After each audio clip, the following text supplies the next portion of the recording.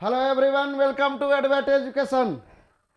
तो स्टूडेंट देखो, आप लोगों के लिए एक बहुत ही इम्पोर्टेंट हम लोग सीरीज स्टार्ट करने वाले हैं। खासतौर पे मैं स्टार्ट करने वाला हूं। देखो, वो है सीरीज बुलेट पॉइंट का सीरीज, ठीक है, जिसमें हम लोग क्या करेंगे कि एक एक टॉपिक को डिस्कस करेंगे with the help of question. ठीक है, जैसे अभी हम लोग स्टार्ट करने वाले हैं bullet point in induction motor. यहां पर हम लोग इंडक्शन मोटर में स्टार्ट से लेकर एंड तक सारे कॉन्सेप्ट को शॉर्ट में डिस्कस करेंगे, वो भी क्वेश्चन के हेल्प से। ठीक है, तो हमारा पहला कॉन्सेप्ट स्टार्ट होता है इंडक्शन मोटर में। Concept 1, finding frequency of induced EMF और करंट, यानी इंड्यूस्ड ईएमएफ का फ्रीक्वेंसी, चाहे वो स्टेटर में हो या फिर रोटर में हो, उसको कैसे हम लोग फाइंड आउट करेंगे। ठीक है, तो चलो देखो, यहां पर एक हमारे पास क्वेश्चन है। इस क्वेश्चन को देखो, यहां पर ये है क्वेश्चन। क्वेश्चन क्या कहता है कि 6 पोल 3 phase wound rotor induction motor is driven by another machine at 1800 rpm. The rotor is connected to 50 Hz supply. If mechanical rotation of rotor is in the same direction of rotor flux, then the frequency of stator induced EMF will be. देखो question क्या है कि एक 3 phase induction motor है जिसमें हम लोग 3 phase supply कहां पर दे रहे हैं, रोटर में दे रहे हैं। यानी कि किस तरह का हो गया induction motor, wound rotor induction motor हो गया। ठीक है, और रोटर को हम लोग प्राइम मूवर से एक्सटर्नली कितना स्पीड से रोटेट करा रहे हैं, 1800 आरपीएम से रोटेट करा रहे हैं। ठीक है, तब आपको बताना है कि स्टेटर में जो ईएमएफ इंड्यूस्ड होगा उसका फ्रीक्वेंसी क्या होगा। ठीक है, ये क्वेश्चन है और ये है आपका ऑप्शन। तो चलो देखो, इसमें कॉन्सेप्ट क्या है, कैसे बनाएंगे उसको हम लोग समझते हैं। तो पहले चलते हैं कॉन्सेप्ट के ऊपर। ठीक है, जैसे देखो यहां पर ये मान लिए कि ये है हमारा स्टेटर, और स्टेटर पर कोई एक कंडक्टर शो कर दो। ये है स्टेटर कंडक्टर ए।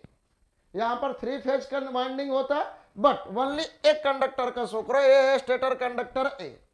यहां पर हमारे पास है रोटर, रोटर कंडक्टर की क्या है यहां पर, बी। अब 3 फेज सप्लाई जो दे रहे हैं हम लोग, ये 3 फेज सप्लाई कहां पर दे रहे हैं, 3 फेज सप्लाई हम लोग दे रहे हैं रोटर में। यहां पर है 3 phase supply given to rotor. ठीक है, यानी ये वाउंड रोटर इंडक्शन मोटर है।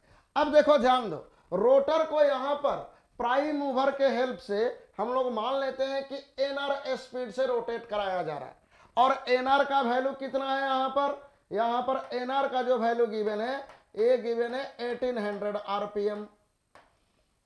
1800 आरपीएम।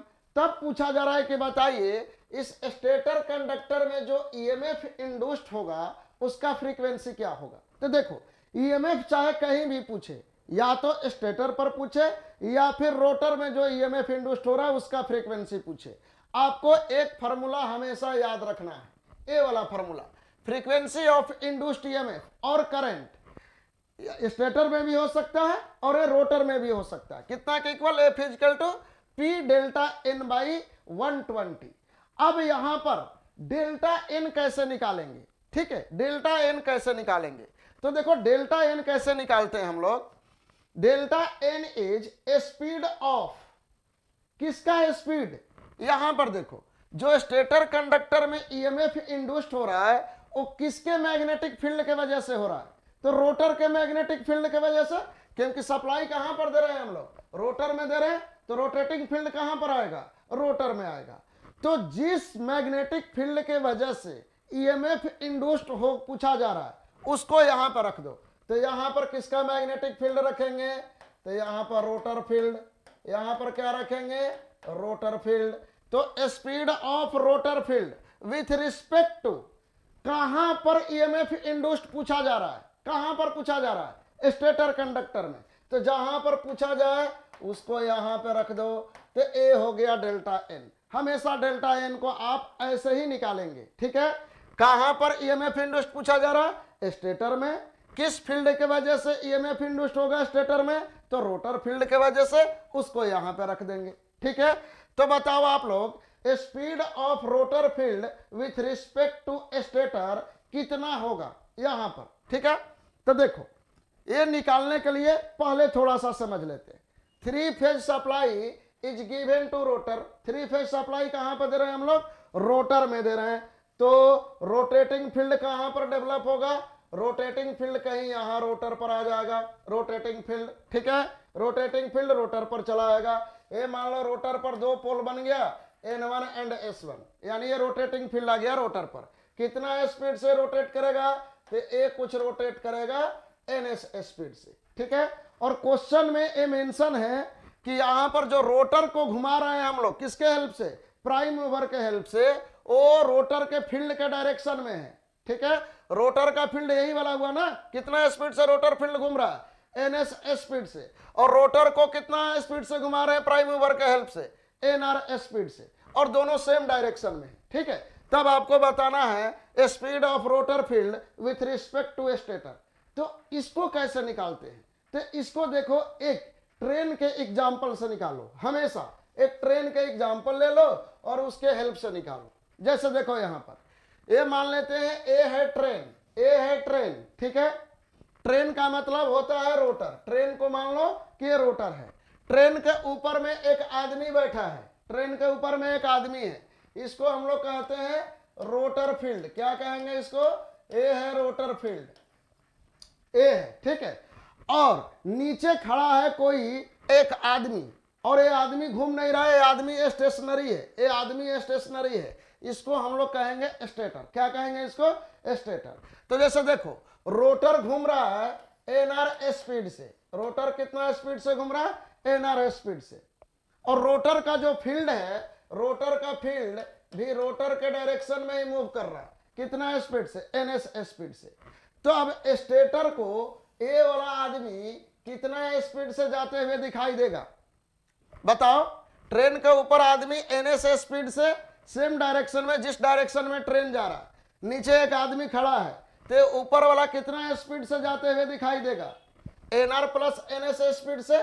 कितना स्पीड से दिखाई देगा जाते हुए, एनआर प्लस एनएस स्पीड से, ठीक है। तो यहां पर जो डेल्टा एन का वैल्यू मिल जाएगा वो कितना मिल जाएगा हमारा, N R plus N S.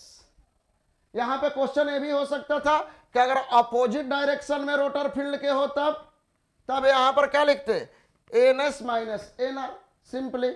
तो यहां पर डेल्टा एन क्या आ जाएगा, N R plus N S. क्या हुआ, speed of rotor field with respect to stator, कितना, N R plus N S. N S कितना आएगा, एन एस कितना, 120 एफ बाई पी, यही आएगा ना एन एस का वैल्यू, 120 एफ बाई पी। यानी एन एस कितना, 120 इंटू 50, कितना पोल का मशीन था, 6 पोल का आई थिंक।